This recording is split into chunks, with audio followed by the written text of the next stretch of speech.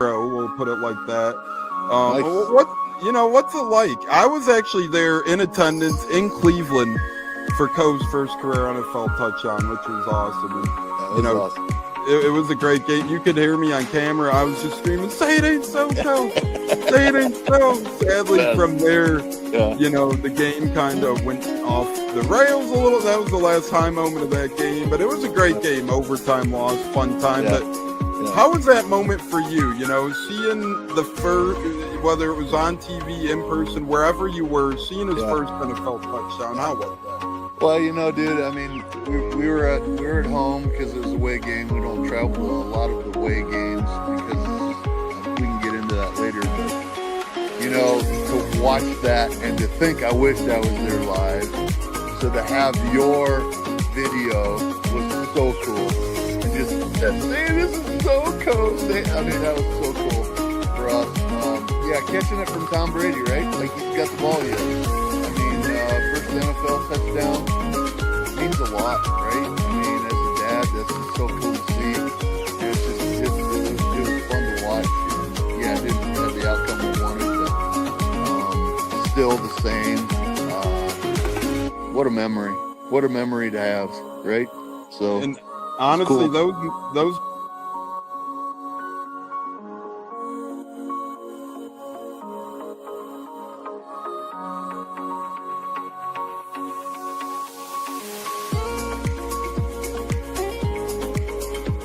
One of the best guests ever, the Buccateers in the house tonight.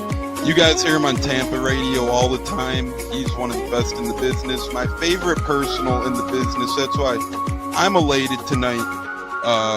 Growing up in the Chicago area, you're used to sports radio. That's what gets me through the day. So this man does help get me through the day, I will say, with the Pat and Aaron show at work. Nothing like it. So it's incredible. It looks like we got Stunna bumbling in. I'm Tampa Tones. We are joined by lead goon tonight, host of the Pat and Aaron show of WDAE, Pat Donovan. And it sounds like Stunna is bumbling a little bit. Going to put him on mute for a second until that gets a little cleared. But we're joined by Pat Donovan. It looks like Stunna's hanging out with Cheech and Chong in a car with the windows up or something over there. It does look like you got a little... No, my camera's broke. And he was trying to pull me in big time. And then I was like, dang, nothing's happened with Indianapolis yet. Like, I really want to give Indy a chance. And then also I talked to Cody Gruden, once he took over Richard McCann, and still like, well, look, I was like, y'all just give me the opportunity to explore free agency, see what's going on, and then come out and make us do it. All right, everyone, you are tuned into the Buccateers at wide receiver, Kalen Geiger, and we are about to have a great pod. This is the Buccateers. You're tapped in, and here we go.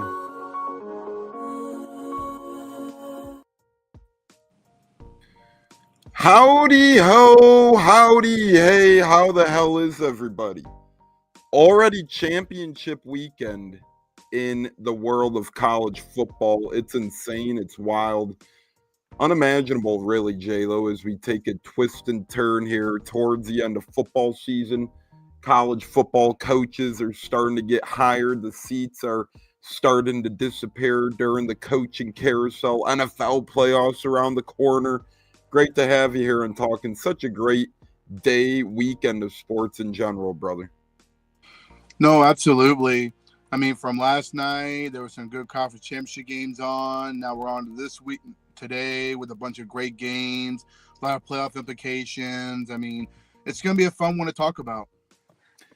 Really fun stuff here. Both of our teams, new head coaches as well, so we'll get into that and other coaches' carousels. And you got coaches leaving places and those seats becoming open and coaches going to those seats. We saw hot potato last night between a couple of the state universities, right? Penn State got Iowa State's guy. Iowa State got Washington State's guy. Well, Washington State, Illinois State's guy. I don't know. We'll see if it's a continue of the hopping. But we got our guy from Nebraska here. Morning, boys. Checking in from not too cold, not too snowy Nebraska. JLOWE, they'll be making a bowl game, surely, Nebraska. And you just have to wonder now kind of what their avenue will be, as it says Rayola's probably going to transfer. Matt Rule just signed a big extension. Quick thoughts, 30 seconds or less. What's your quick outcome look on Nebraska for the future? Not so good. I mean, they're going to lose Raiola. That's going to be a really tough loss for them. That's pretty much one of their star player of the program, if you ask me. So we'll see what happens. Remember when he was a mini Mahomes and everybody was comping him to mini Mahomes? Cleve and me, rivalry Sunday. See you soon. Indeed, it is a rivalry type Sunday, JLOWE. You got Bucs Saints. You got Packers Bears, obviously. You got Colts Jaguars. You got Burrow Josh Allen. You got Ravens Steelers. Thursday night, you had the Thanksgiving fight between Dallas and Detroit. So kind of one of those fun little unwritten rivalry weeks. We saw it with college football last week. Now we see it with the NFL a little bit this week. No, absolutely. I mean, Dallas, pretty much show their true colors that their defense can't stop a cold no matter who they bring in for the most part. So now they're going to need a lot of help trying to get into the postseason on their end.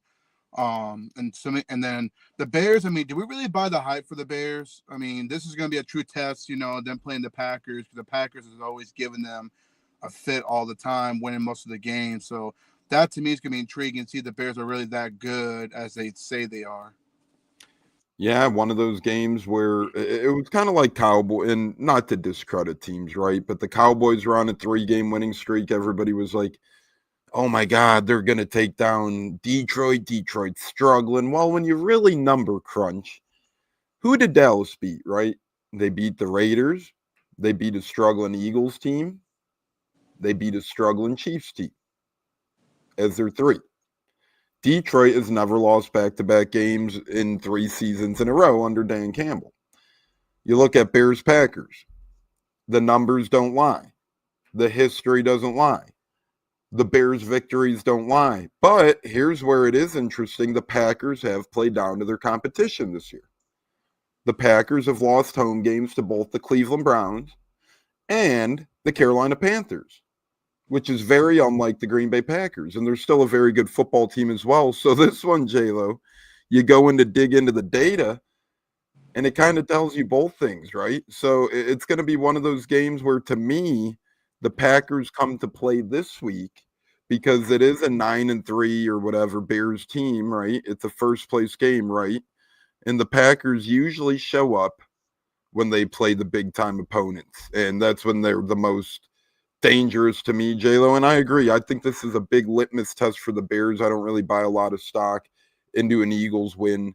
That, they're not the same Eagles team they were the first 6 weeks of the season. Plus, I do give the Bears credit, don't get me wrong, but they don't really have that established W to their name yet.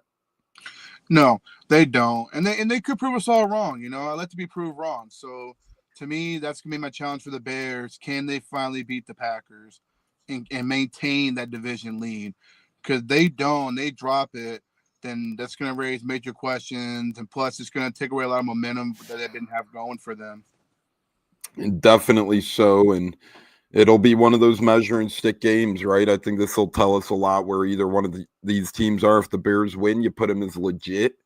If the Packers win, you put them as a top contender in the NFL, as we are live here in the Buccateers. Trisha joining us. Good morning, guys. Happy Saturday.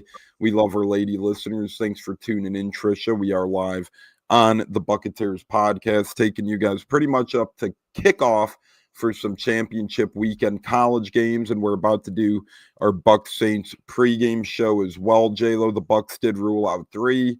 Our guy Rashad Wisdom, he'll only have 1 week left to get back out there because his practice window did open. So JLOWE, Wisdom has about a week left, or else he's done for the year. And then expected, in my opinion at least, Evans and McMillan officially ruled out. I didn't expect them back, although practice was encouraging this week.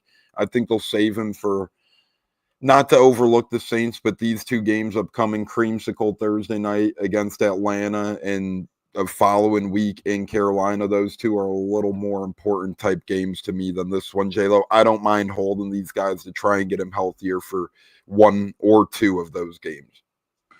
No, I couldn't agree more. I mean, we all talked about in the group chat that we didn't want these guys to play anyway. This coming Sunday, let's not rush them back, especially going to a short week against Atlanta. I think definitely we'll see one of them back by the Thursday night game. and then we'll have both of them by the Carolina game where it really matters. Not to overlook the Saints and the Falcons, of course, but to me, I feel like we got enough talent to where we should be able to take care of business tomorrow and get the win and move on to the Thursday night game.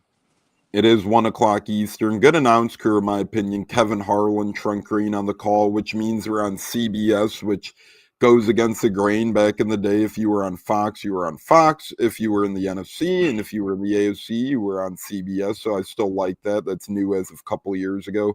We are joined right now by Barb Rubright on Facebook as well. We appreciate everybody tuning in. Love our lady listeners. So much appreciated over there on Facebook, JLOWE, as we dive into this game. Saints a little banged up as well. Alvin Kamara officially ruled out, although he hasn't been the same for a couple of seasons now, seemingly. And Chris Olave is ruled as a question mark coming into Sunday. So Saints could be without a couple of key cogs offensively. Devin Neal looks like he could be the lead back again, the rookie running back here for the Saints.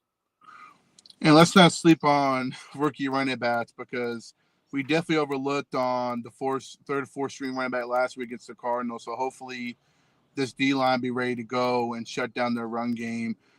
Chris Olave is a question mark, but really, let's be real here. He hasn't been really much of a factor for them against us.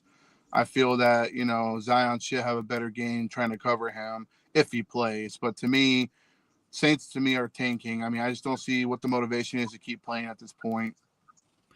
And a big one for the Bucs to watch was Tristan Wirfs. He's trending in the right direction. As Friday, he logged a limited practice after a handful of DNPs. And that's pretty much it. The only other guy ruled as questionable as well is Benjamin Morrison. But JLo, he had a full week of practice, so he should be good to go there for the Saints. Outside of Kamara, you had Talise Fuaga. He's out with an ankle injury for the Saints. He's one of their tackles. And then the other one ruled out, Justin Reed, the hard-hitting veteran safety. That could be a big loss for them as well. No, absolutely. It would definitely help us out in the passing game to get the ball rolling. But to me, to protect Baker, you want to run the ball. But Reed, that's a big one. I feel like he's a very good safety, and losing him's going to really hurt their defense a lot. And it is the Saints, so you can never take them lightly. It seems like in this rivalry, whenever one of these teams is a little bit down in the dumps, they always play up to the rival. They always go up and get it, JLo. And this is, again, mini rivalry week, and we see it here with Bucs Saints. Many of fights have happened before between these two teams. The bad blood is still there. Didn't really see any chippiness in the first game when they played. The Bucs kind of handled that one. That was a Anthony Nelson breakout game about 5-6 weeks ago. But just thoughts on, hopefully, JLo, we come out of this one healthy at the very least. We get the win and we stay healthy, and that's what's important here for tomorrow's game. No, absolutely. Play smart football, make right decisions on both sides, play good D, get off the field, stop letting them drive. And also pound the rock, man. Run the ball. Get the ball to Bucky. Get him going more. Because we saw last game, he was a big difference maker in our offense. So, to me, that's the only way I think we avoid injuries, if, run the ball more and not tossing it and risking injury. Agreed, and now it is time for our Bucs Bets segment where JLo and I give a deep dive into some prop bets and player props here for this Bucs game tomorrow. Try and win peeps some money on the back of our beloved Tampa Bay Buccaneers. And JLo, we will start like we always do with the spread versus money line. Which one appeals to you more in this scenario? Again, Bucs are -8.5, so that would be -8.5. The Bucs would have to win by 9, 20 to win 20, or on the money line, $20 would win you 4. I kind of like that spread. I can see the Bucs winning by 10 points. I can see that happening. Give me the spread. I think so as well. I would rather go with the spread there too. Touchdown scorer, JLo, in this game for the Bucs. We're going to give you the favorites here to kick things off. Anytime touchdown, are you betting Bucky Irvin?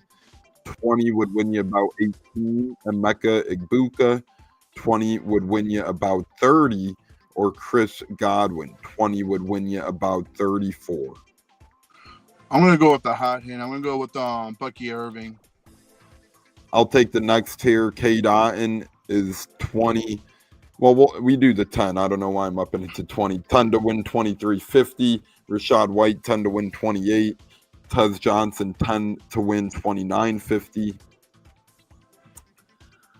That one's. I'm gonna go with Tez Johnson. I think he's been running some good routes, and without Evans again this week, without McMillan again this week, I think Tez Johnson at $10 to win 29.50 ain't bad value there. JLOWE, are you going Sean Tucker 10 to win 34? Sterling Shepard 10 to win 48, or the Bake Show running one in 10 to win 75? Let's go with the Bait Show. I think if they're on the goal line play, I can see a QB sneak in there. And you never know when he's due for a touchdown run. I feel like it's been a little bit now too. So there you go. Payne Durham 10 to win 120, or Cam Johnson 10 to win 140. I'm gonna go with Payne Durham just because I feel like he's been catching one pass a game, or they've been trying to include him for one pass a game. Pretty soon it'll be in the red zone, or at least near the red zone, in my opinion, JLo. So give me Payne Durham there. JLo, you end it with the long shots. Ryan Miller, 10 would win you 220, or Devin Culp, 10 would win you 240. I'm going to go with Ryan Miller. I think. You cut out there, JLo. What did you say after the Ryan Miller? We'll try and work it. Yeah, it's all. We might have lost the audio there on JLo. We'll work to get him back. But I think we do have Seth, the Colts fan, in the house. Seth, how the hell you doing, brother? Yeah, very unprofessional and disorganized JLo is once again. But Seth, the Colts fan's here to kick the Jaguars' ass this weekend. Let's get it on. Yeah, I can't hear him. I can't see you. I don't know what the hell's going on today, but I'm loving it. I told you I'd be no microphone. Come on. Yeah, I know. Only to know God. Well, no, you're microphone. You're no camera. That's all good though. But we're doing our Bucs bets here on the Buccateers. Let's see if JLo could hear us now. JLo, you back? We're playing whack-a-mole here. Oh, and there goes JLo again. This is getting into Watergate bad territory in today's program and on the Buccateers. But life goes on, Joey. Next prop bet, we're going to bet passing yards. Baker Mayfield over under 209.5 passing yards for the Bucs tomorrow. 209. What idiot sent that? Give me the over. Yeah, I like it. JLo, are you back, or are you still in outer space? No, I'm back. I couldn't hear you, so I had to reboot and get back in. My fault. Go ahead. No, you're good, brother. We appreciate your efforts. Joey just took Baker Mayfield over 209.5 passing yards. You get now, JLo, over under 1.5 passing touchdowns by Baker Mayfield for tomorrow. Over. I like that. Seth, if you're with us, we got interceptions thrown by the player Tyler Shuck over under half an interception. Uh-oh. Oh boy, I think Seth is in and out now too. This is just a disaster. Watergate bad, I'm calling it this morning. JLo, are you going Tyler Shuck over under half an interception? Oh yeah, we'll pick him off. Seth, or is this our Colts? Oh boy. We're just getting no love on today's program. That's all good. JLo, we're going to go back to you here on the well. Total pass attempts over under 29.5 pass attempts by the Bake Show. Man, that's a good one. I'll say over. I think he'll go over by a couple more passes. Yes, and I like that as well. We will go to receiving now, I believe, or is it rushing? Nope, it is receiving. Emeka Egbuka over under 49.5 receiving yards. Over. Emeka Egbuka. Come on, man. Emeka Egbuka, is the great Rob Gronkowski says. Over under 39.5 for the great Chris Godwin. I'll say over. I think he's starting to get the train rolling. I think he'll definitely hit that over. We'll try and bring back in Seth one more time. Seth, are you there? Oh boy. Oh. I think, maybe he doesn't love the Colts. Seth is out of the building. We'll try and get him back here.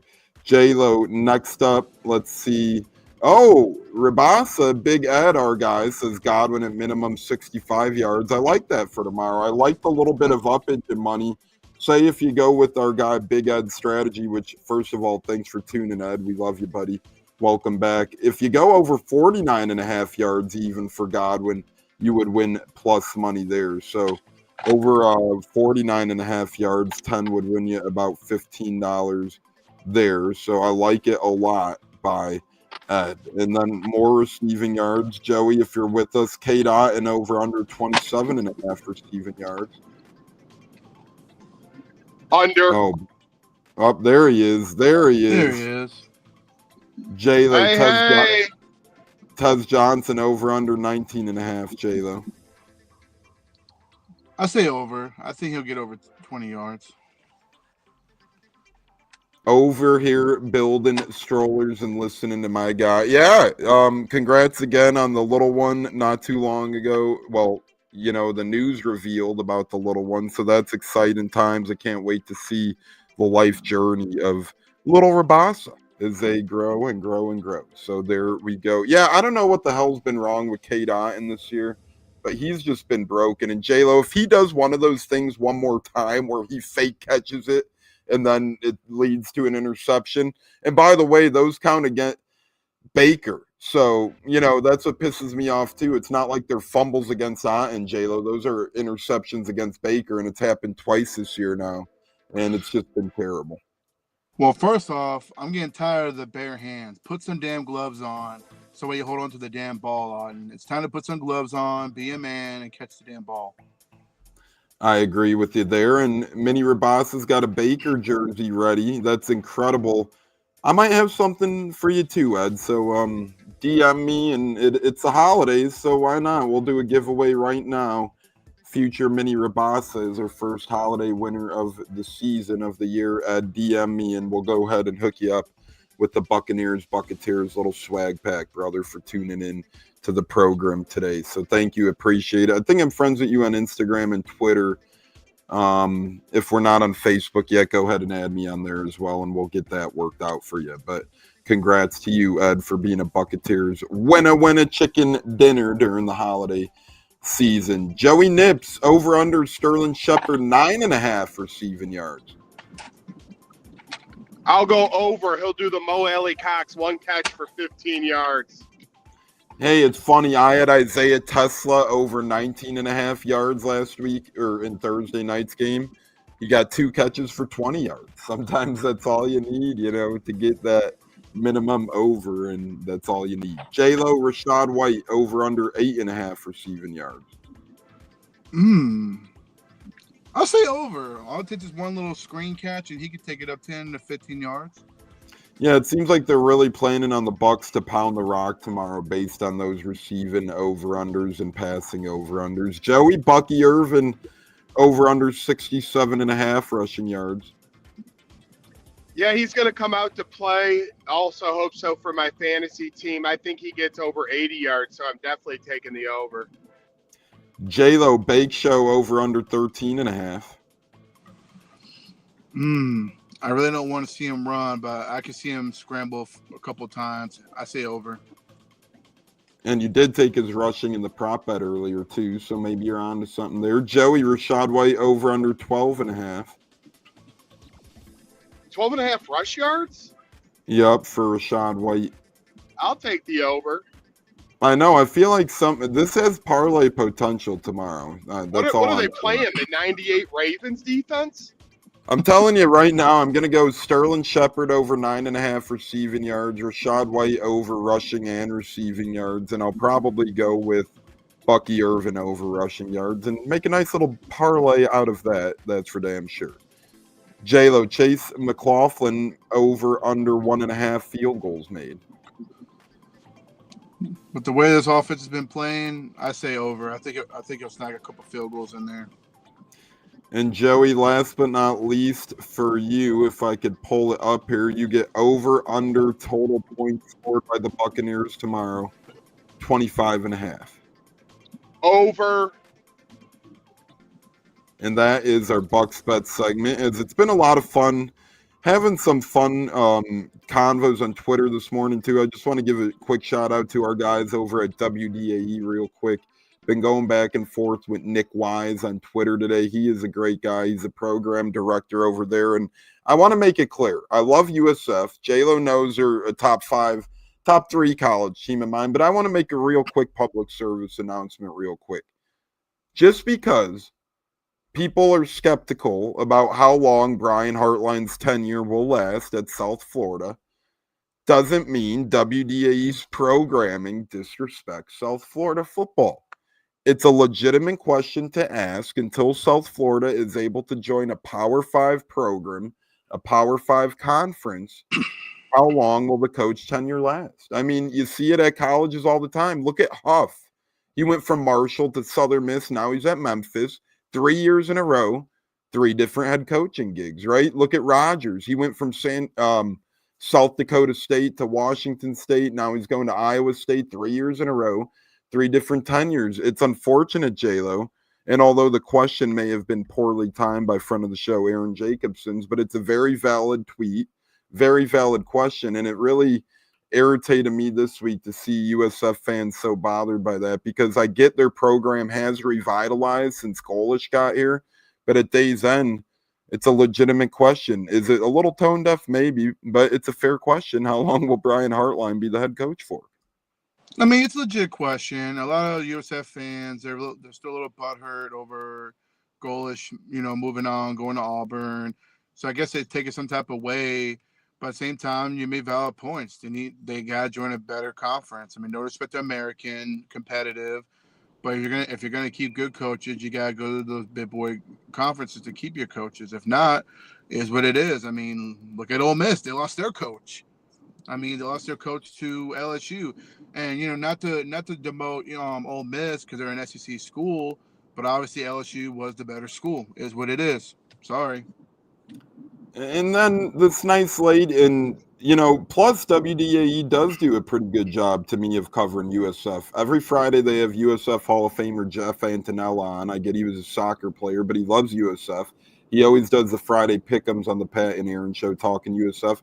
And every week they had an Alex Golish interview on the drive with T-Crass as well. And Rob Higgins, their program director of USF, is always on those shows too. So I get it. They're a little unhappy. But ask Joey, around our neck of the woods in Chicago, how often are U of I, Northwestern, NIU, or DePaul sports ever talked about on the sports radio? Yeah, okay, let me tell you this with AM 1000 and why I've been, not disappointed because the Bears are so good, but even when the Bears aren't good in past years, it's 90% Bears talk. They fluff in a little bit of the other teams depending on how good they are, and they talk zero college. It's either, I'm talking when they other teams, it's usually either the Bulls or the Hawks right now, but it's just a nightmare with talking college. So definitely that's just how it is, even in a big city like Chicago, okay? Yeah, and that's what I was trying to tell the USF guy. I'm like, you guys actually get a pretty good amount of coverage for being a smaller school in Florida. You got the Gators, you got Miami, you got Florida State. Also, you got UCF, USF, FIU. You got a bunch of schools in there. In Illinois, you got Northwestern right here in Chicago, and we don't even talk about them. So I love USF. It was just a little funny to me. And then this nice lady who writes for, I don't even know, we were going at it a little bit this morning because she tweeted like she was so shocked about Jake Rogers leaving for Iowa State because she went to Washington State. Nice lady, name was Kayla Anderson, but she tweeted last night, and she is a Grammy-winning reporter, or an Emmy-winning reporter, I'm sorry, and she reports for the Titans, it looks like. But she goes, what a joke, 1 year at Washington State, and he's gone, LOL, exclamation point. Honestly, never gave me a good vibe, bye. And I just tweeted back, it's called a promotion. Sucks, but it's the world in college football 2025. If you're shocked, that's wild. She goes, no one is ever shocked. If you don't feel anything, you aren't a fan. Our fan base can feel how we want. I just go, no one said anything about feeling anything. You called it a joke. Seemed like you were shocked. And here's what kills me on that, okay? You have players, they leave every single year. I mean, you got people on their 4th college team these days, which is absolutely ridiculous and insanity. But when a coach does it, everybody wants to bitch and moan. Exactly. And no offense, in real life, if we're working at a pretty good company and a very good company trots along and offers us double our pay, double our resources, we would look at idiots. Hey, JLOWE, double the salary comes along, double the resources come along, but please stay here. I mean, this is a guy who went from South Dakota State, non-bowl eligible. Then he went to Washington State, which is a good program, but by God, they're barely in a rebuild pack. Now he goes to a Big 12 program in Iowa State, and you're saying you never trusted the guy. It's just mind-boggling. As JLOWE and I said earlier, you had the Marshall coach go to Southern Miss, and now he's going to Memphis. It's part of the world, part of the game here in 2025. If you can't handle the heat, as Olive said, the truth hurts, and we appreciate her tuning in as well here on the Buccateers. But JLOWE, that's just my little rant today. Speaking of rant, what Saints player are you watching out for this weekend that we can maybe rant about next week, brother? Man, if I had to pick one, I'd say their tight end. Is it Juwan Johnson? I think that's his name. He's pretty good, man. He's a big body. He's a big body with our linebacking coverage. Savasi Dance is still, very sketchy on the coverage part. So that's somebody I would look out for. And he tends to make plays on us at times. He does, and I like that pick for them. The Bucs sometimes a little vulnerable to the tight end position, so we'll surely have to be on the lookout for that for big Juwan Johnson. Joey, who's one guy in the Saints you're looking out for in tomorrow's game? The yellow flag.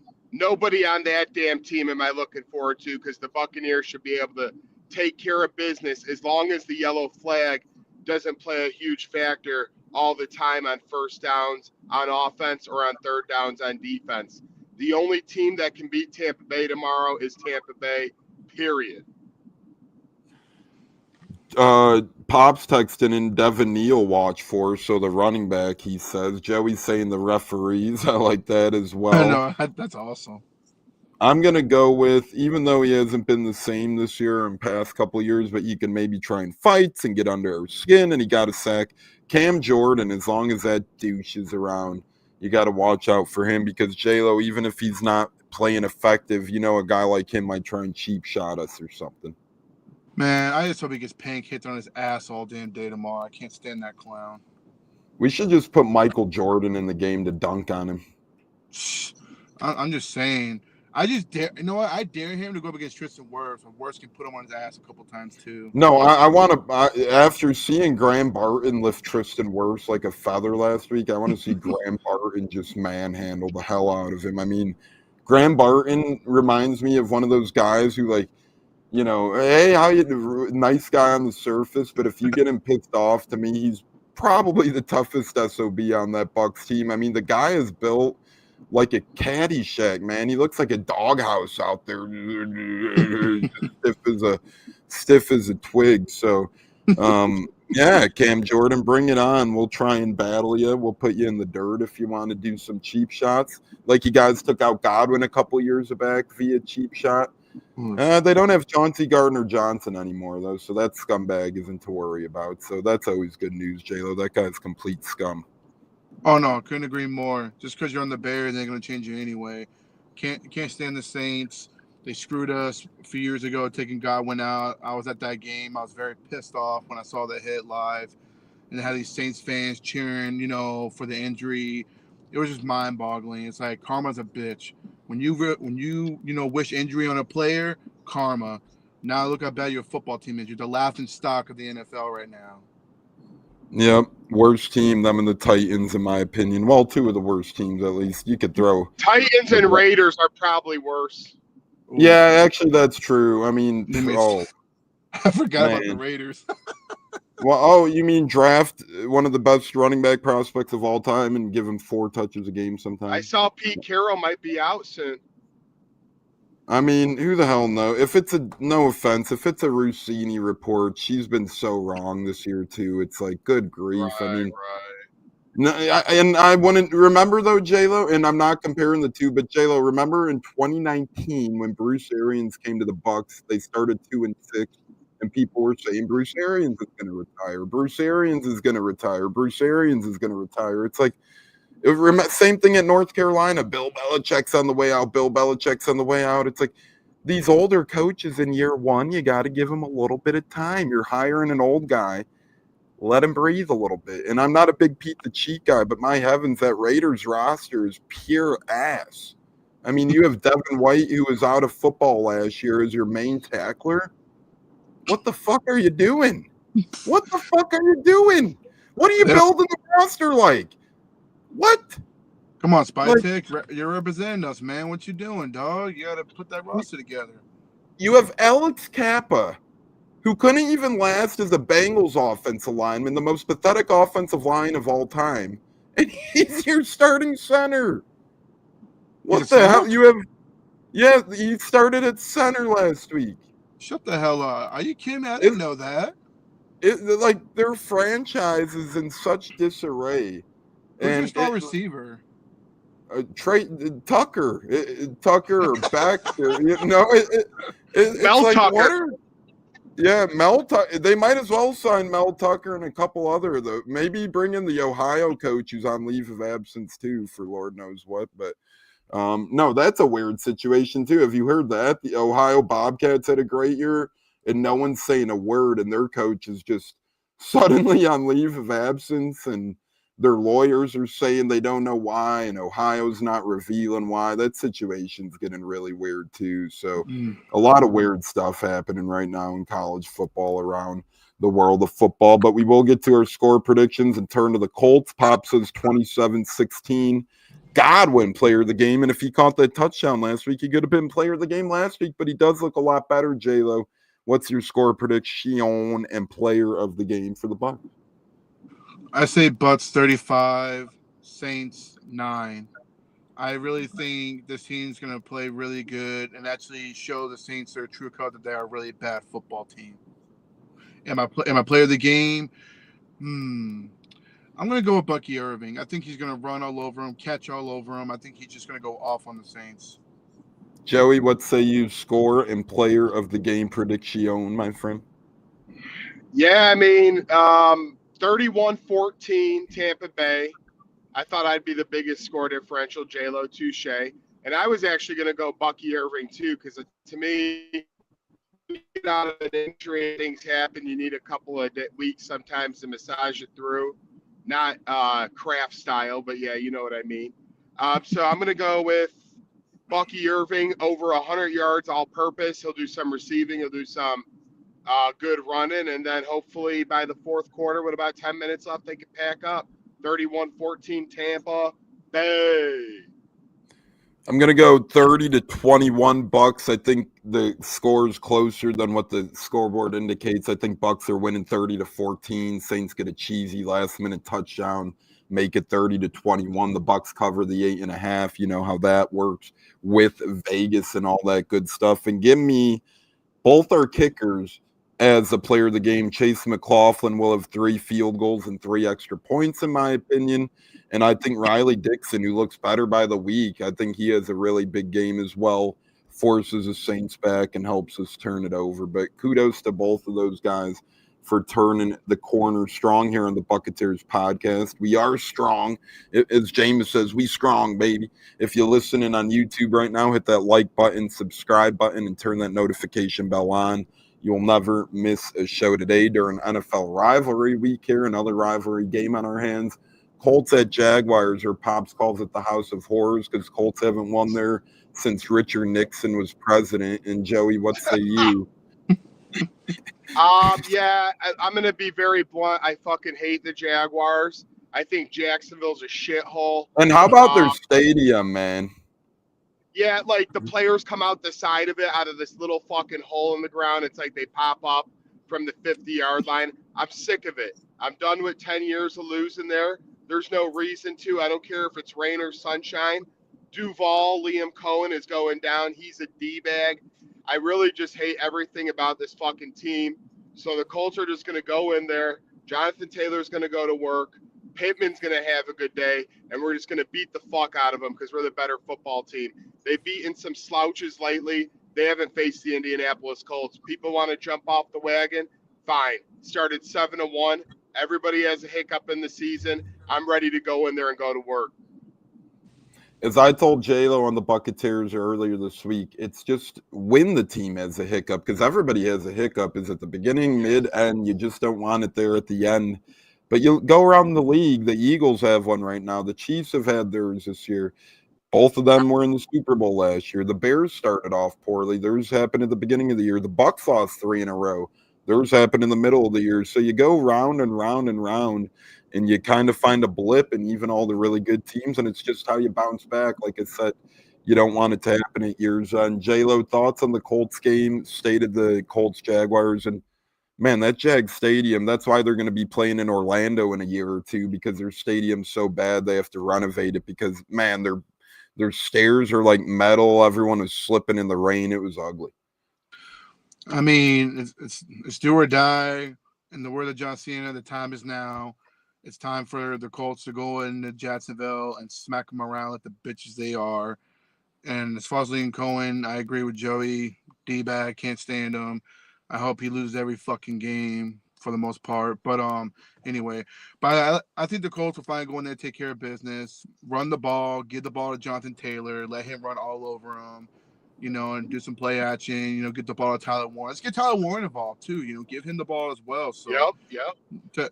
To me, I feel the Colts should better go in there and win the game by any means necessary. And remember, he was battling an illness last week, so it's been why potentially a little less. I love JLOWE's hate. Rabasa says, yep, love it as well. There we go. Joey's score prediction and player of the game for the Colts. Yeah, we were there last year, and the 0-4 Jaguars got their first win against us, so that ain't happening this time. Like I said, we're going to go in there. We're going to go to work. Colts 27, Jaguars 19, and my player of the game will be Michael Pittman. He'll have a touchdown and over 80 yards. I do like Taylor too, but the Jaguars do have a pretty good run D, not allowing over 70 yards in a game this season. So give me 27-19 with Michael Pittman Jr. as the player of the game. JLOWE, I take it you're not going to go with Liam Cohen as the player of the game. No, I call him the trash of the game. Fucking asshole. Anyway, but sorry, but as far as I say Colts win. I think they win 28-21 over the Jags. I like Josh Downs. I think Downs is gonna have a really good game. He'll be a clutch player on third downs and touchdowns. So give me Josh Downs. Yeah, this is going to be an interesting game because the Jaguars have had the Colts number. Pop says 27-20, Warren MVP. And it just seems like one of those things where it's tough to get over the hump, You keep going, you keep trying, you keep going, you keep trying. It's like when you skip class once, next thing you know, I'll skip class 2 times. I'll skip class 3 times. It snowballs effects into like next thing you know, skipping. you're failing a whole semester and calling pops.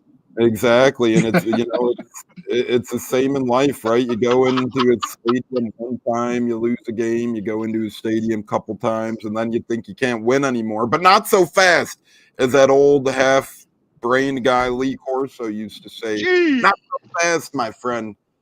I think the Colts have a sneaky suspicion this week that they can pull out a tough one in Jacksonville, right when the NFL starts predicting that you're on top of the world, like they crowned the Cowboys over the Lions this week.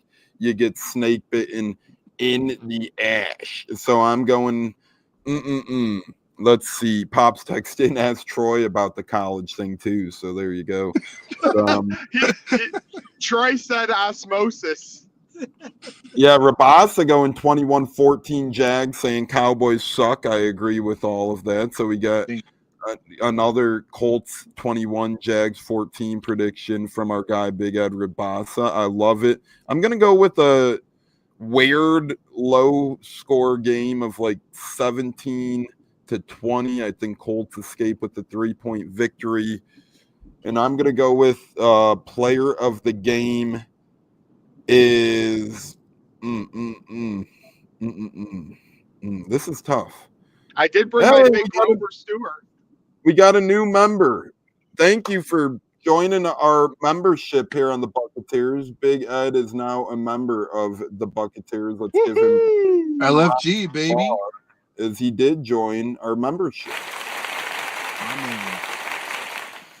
So by becoming a YouTube member, you do get some good stuff, some good perks, some good benefits, including merch and so much more.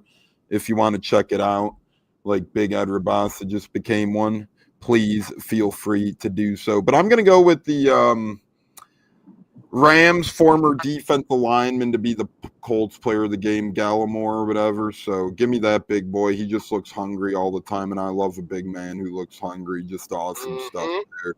So, Neville Gallimore, that's who I'm going with. And I'm going to say it now.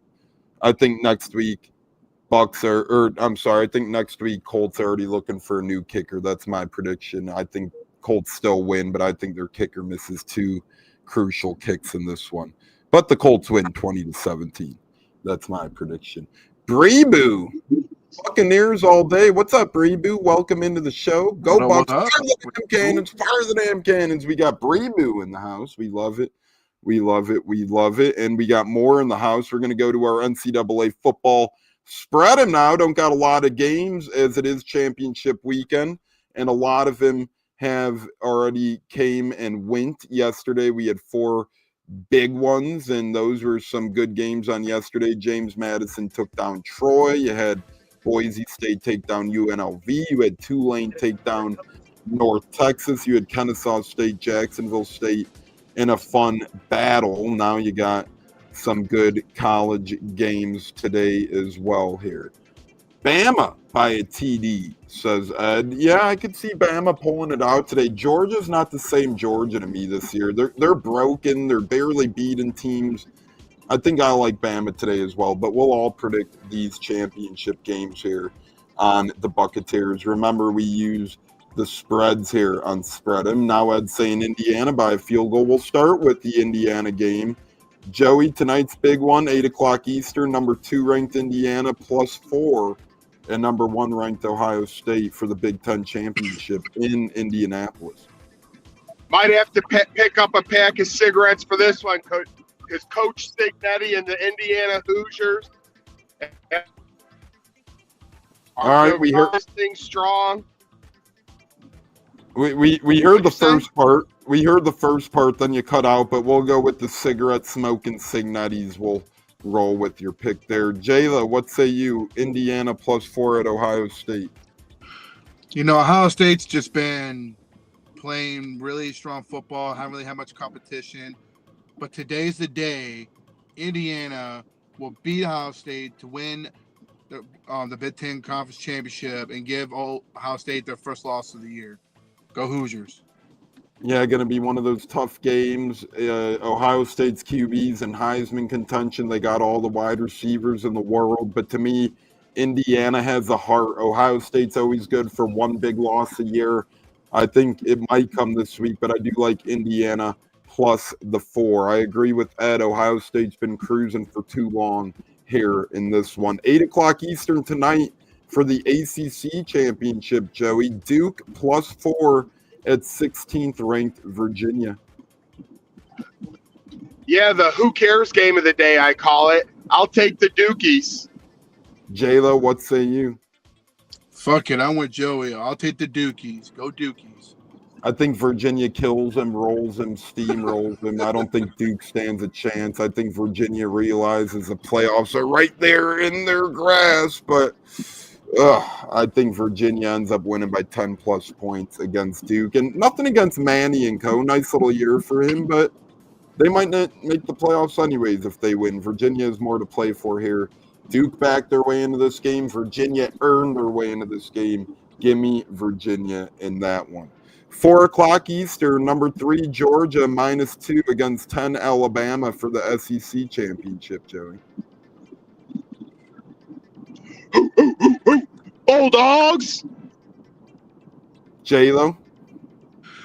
I'm going to go with Bama. Bama just has Georgia's number. I say Bama. I'm going with Bama. I think Bama wins by a touchdown or more. Georgia just hasn't impressed me this year. in general, to be honest. So give me Bama. And I Bama think hasn't been impressive either.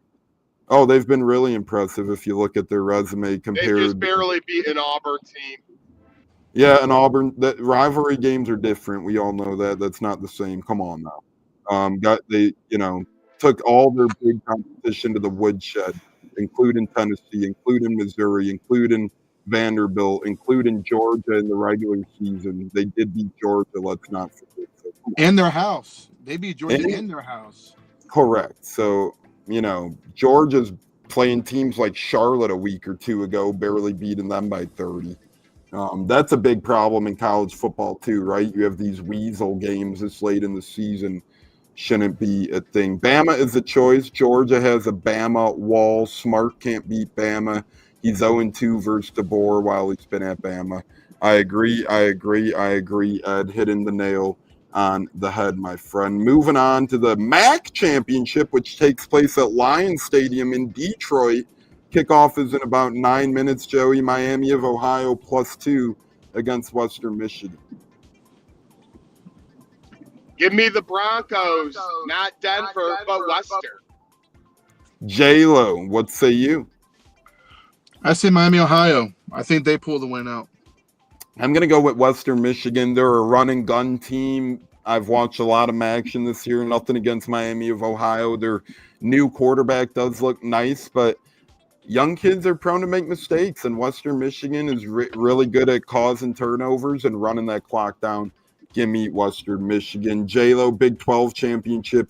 BYU +12.5 at Texas. Well, not at Texas Tech. Neutral field, Big 12 championship. Man, this one's been a tough one for me, but I like Texas Tech. I think they're just a really good team. I think they're better than BYU. That's just my opinion. Texas Tech.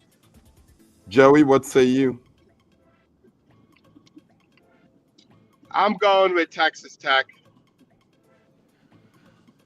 I'm going with Texas Tech winning, but I got BYU covering the 12.5. I think that spread's big. I think it's been an emotional week for Coach Sataki and BYU that they've brought him back. They kept him home. I think they're going to play fired up, inspirational. And let's not forget how hard it is to be a very good team twice in the same season, right? So I think that's going to be a big factor as well.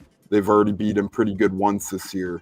And I'm going to be taking BYU, but I'm bumping the spread in that one. So we'll see where that goes in there. On to the coaches carousel quickly here in college football. Going to give you each a coach's hiring to talk about in about 25 seconds or less. Joey, we'll start with you here. Name your favorite coaching hire out of the SEC, quote-unquote, unnotables, Joey. Or not just SEC, but do you like Oklahoma State hiring Eric Morris from North Texas? Do you like Arkansas hiring Silverfield from Memphis? Do you like UCLA getting James Madison's coach as well? Or do you like Auburn getting Alex Golesh? I probably like the Auburn move slightly over UCLA. I was between those two because Signetti also came from JMU and did a good job, but Auburn needs to be good again. Golesh has proven he can do it. Now will he do it at the SEC? Time will tell, but give me Auburn there. JLOWE, thoughts on the Summerall hire as a Florida Gator fan? Are you a big fan, brother? I became a big fan. I was upset at first early in the week. Who talked you off the ledge? No, I just took a press conference, watching a couple podcasts to get more of a breakdown about this. The Buccateers had your back, though. We were all like, it's not the end of the world. It could be a good hire. No, and it is. I mean, the guy's won a conference championship. He's been, in all his years of head coaching, he's been to every conference championship. He won his third one as a 5, I believe. And plus, he's going to be getting his playoff experience most likely. So that's another thing, another trait to look at. He's brought in 2 really good coordinators, especially the offensive coordinator and Buster Faulkner. That guy's going to be a stud, just repairing the damages the offense went through during the season. So shout out to the Florida administration, even though I can't stand Strickland. I think he's a bum. But let's see if he proves me wrong with this hire, Summerall, which I think Summerall would definitely get us back on the winning path. Instead of being under 500, we'll be over 500. And hopefully bring in the right recruits, and Florida should be able to be competitive again in the SEC.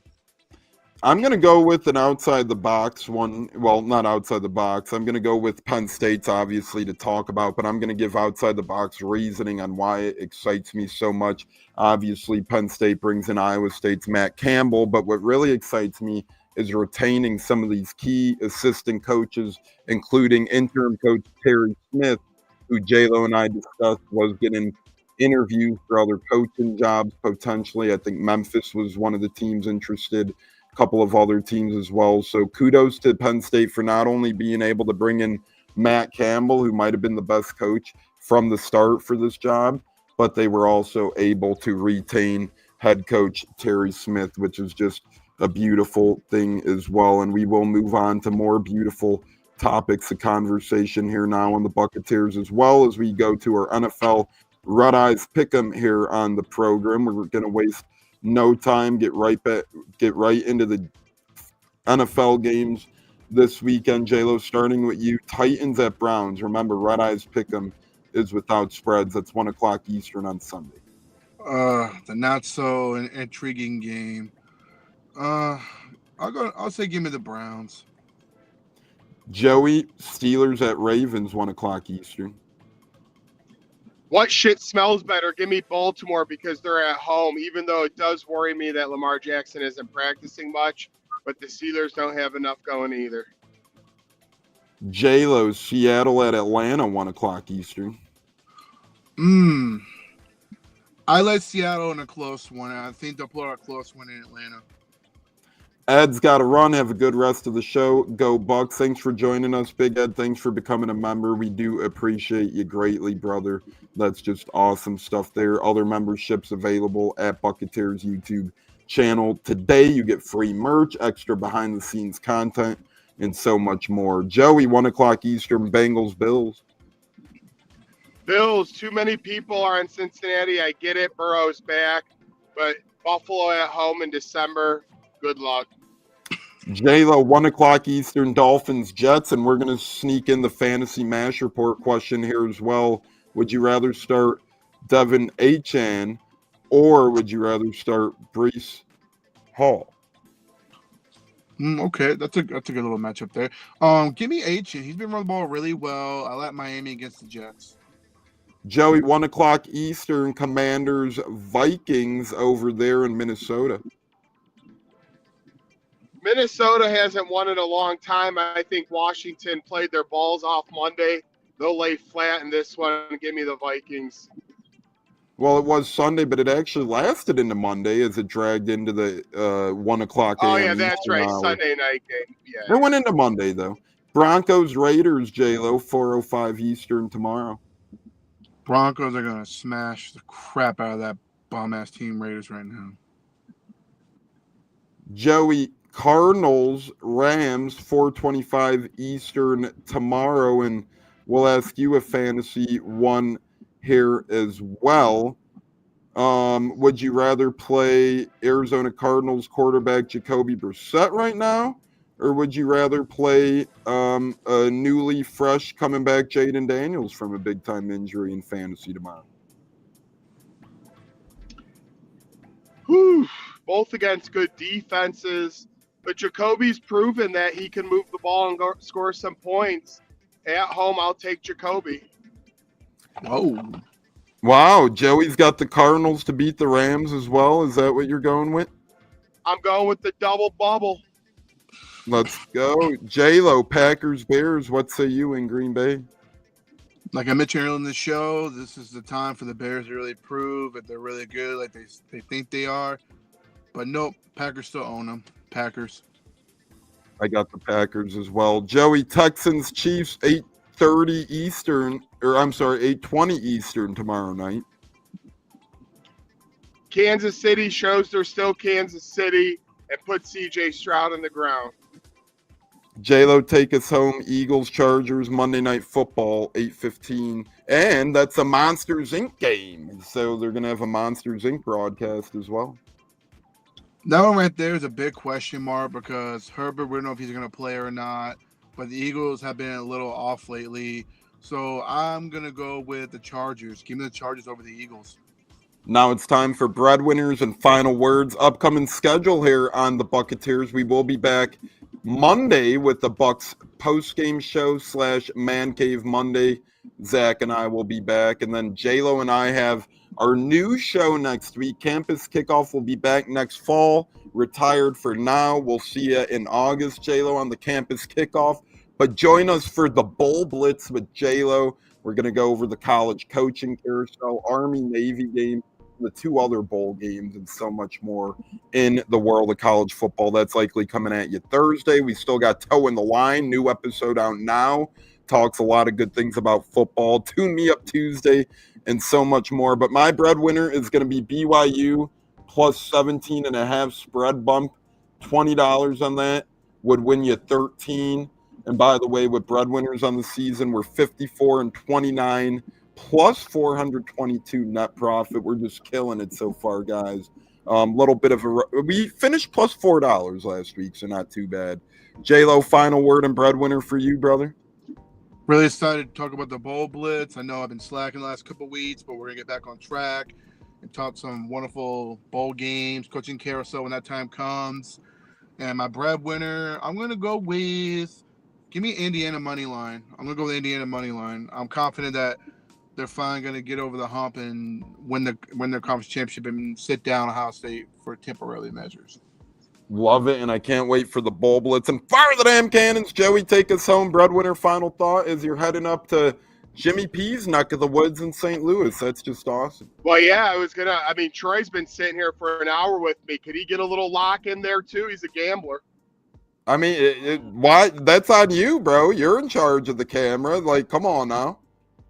No, yeah, Troy, go with your lock. I am in complete disgusted right now with both of you. Ohio State is going to manhandle Indiana. There is no first-time victory against them for the conference championship. They are going to run house. They're going to blow them out in Indianapolis. They are going to put them to the fucking pedal to the metal. Wow.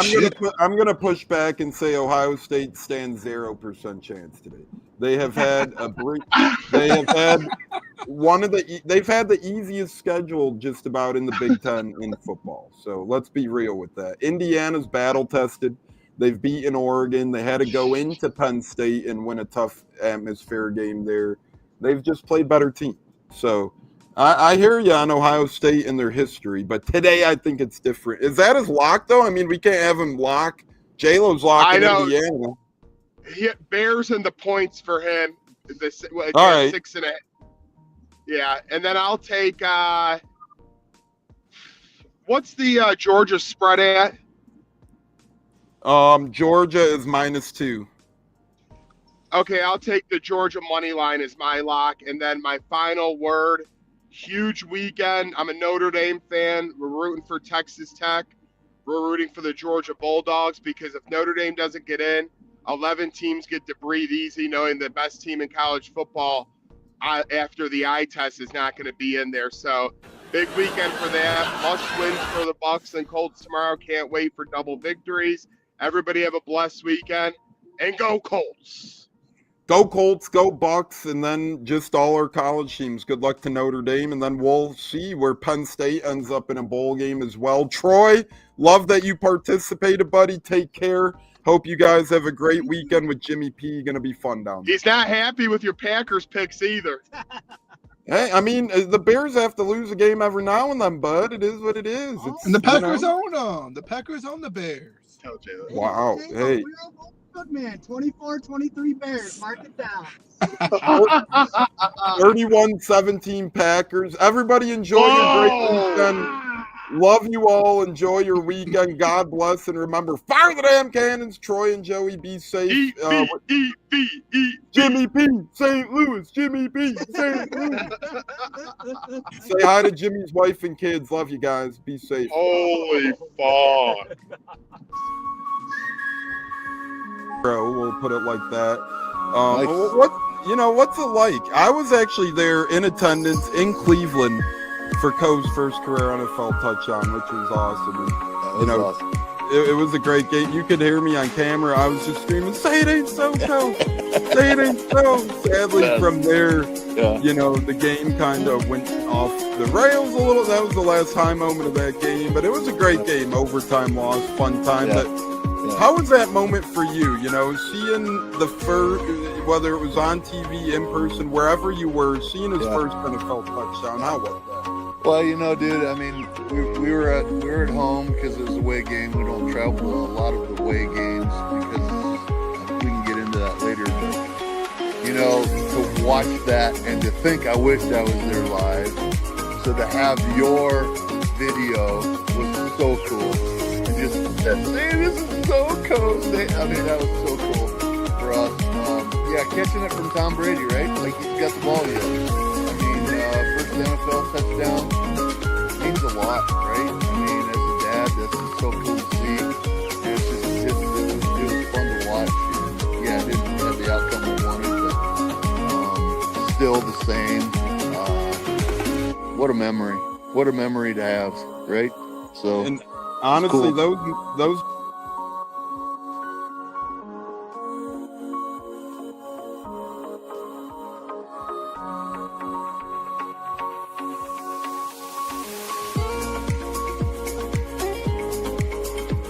One of the best guests ever, the Buccateers in the house tonight.